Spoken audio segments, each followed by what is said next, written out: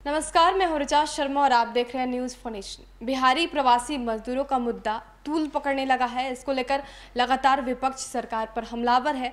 इसी बीच अब कांग्रेस एमएलसी प्रेमचंद्र मिश्रा ने भी भारत सरकार के साथ साथ रेलवे मंत्रालय पर आरोप लगाया है। उनका साफ तौर पे कहना है कि कहीं ना कहीं जिम्मेदारियों से भटक रही है सरकार और लापरवाही बरत रही है, क्योंकि जिस तरह से लॉकडाउन के बावजूद ट्रेनें लेट से पहुंच रही हैं गंतव्य तक, कहीं ना कहीं जिम्मेदारियों से सरकार भटक रही है और एक बड़ी लापरवाही सामने आ रही है।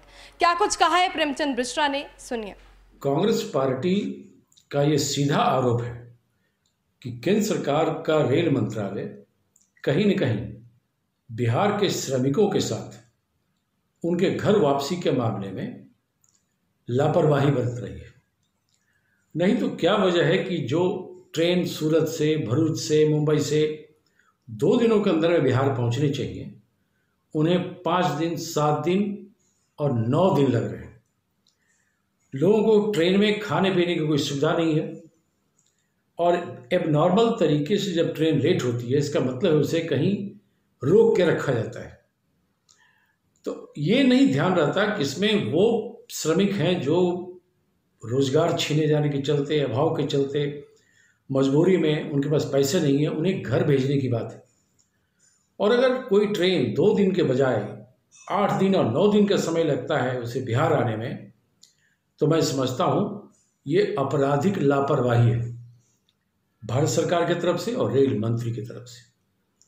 और आश्चर्य तो ये लगा कि जो 2 ट्रेनें दरभंगा और पटना आनी थी वो बेंगलोर चली गई और उड़ीसा चली गई। क्या कोई रेल मंत्रालय को देखने वाला भी है कि नहीं है? क्या कोई ट्रेन का ड्राइवर ट्रेन को लाना है बिहार और बेंगलोर चला जाएगा, उड़ीसा चला जाएगा?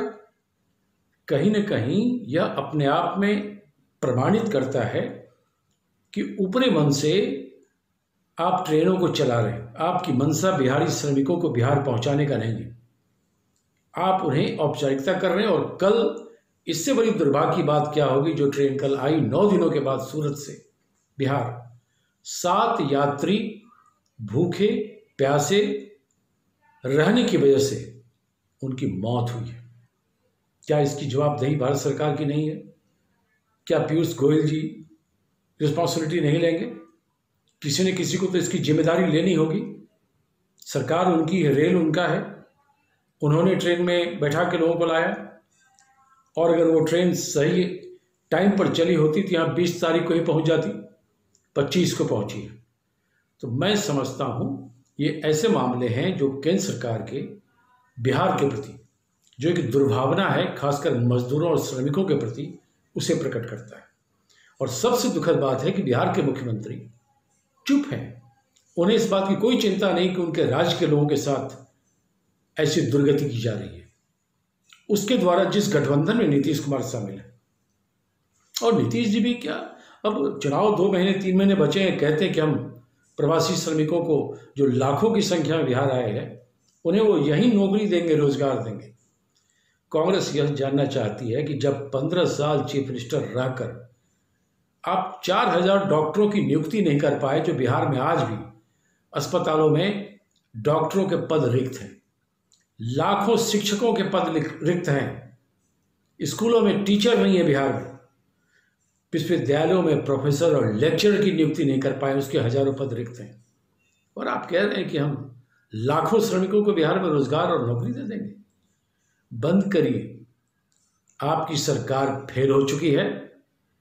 अगर थोड़ी बहुत भी नैतिकता है तो जो गरीब मजदूर श्रमिक बाहर से बिहार लौटे हैं, उन्हें तत्काल उनके खाते में आप पैसे दीजिए, उन्हें 3 महीने का मुफ्त राशन दीजिए, उनका इलाज कराइए।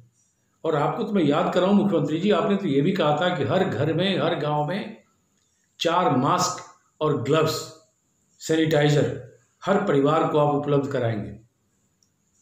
1 महीने से ऊपर हो गए, किसी को भी ये चीज़ें नहीं पहुंची। तो जब झूठी घोषणाएं करनी है तो ये याद रहे सत्ता में बैठे लोगों को, गरीबों की जब आह लगेगी तो सत्ता अपने आप आपके हाथ से फिसल जाएगी।